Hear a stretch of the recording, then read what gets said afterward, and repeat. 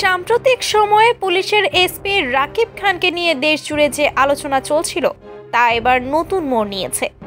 ঘুষ, অনৈতিক কাজ এবং ক্ষমতার অপব্যবহারের অভিযোগে বহিষ্কৃত এই পুলিশ কর্মকর্তাকে অবশেষে রিমান্ডে নেওয়া হয়েছে। পুলিশ সদর দপ্তর থেকে জানা গিয়েছে, এসপি রাকিব খানের বিরুদ্ধে ওঠা অভিযোগের বিস্তারিত তদন্তের জন্য তাকে 3 দিনের রিমান্ডে নেওয়া হয়েছে। তদন্ত কর্মকর্তারা জানিয়েছেন, ঘুষ নেওয়া, আসামিদের অব্যাহতি দেওয়া এবং অফিসে অনৈতিক কাজের বিষয়ে তার কাছ থেকে গুরুত্বপূর্ণ তথ্য পাওয়ার আশা করা হচ্ছে।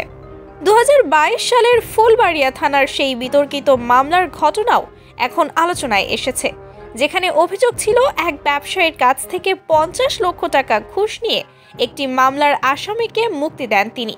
এই ঘটনাগুলোর পেছনের মূল ষড়যন্ত্রকারীদের চিহ্নিত করার জন্যই তাকে জিজ্ঞাসাবাদ করা হচ্ছে। রিমান্ডে নেওয়ার খবর শুনে দেশের বিভিন্ন স্তরের মানুষ স্বস্তি প্রকাশ করেছেন।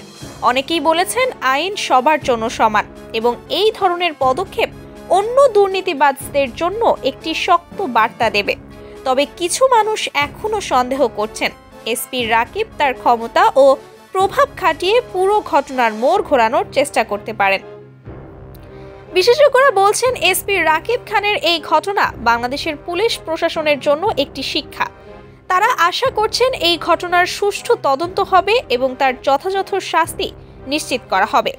এই ঘটনার পর সমাজের সবাই একটি বার্তাই দিয়েছেন, দুর্নীতি ও ক্ষমতার অপব্যবহার কখনোই সহ্য করা হবে না। আমাদের আইন শৃঙ্খলা রক্ষাকারী বাহিনী এবং প্রশাসনের উচিত এরকম ঘটনার বিরুদ্ধে কঠোর অবস্থান নেওয়া।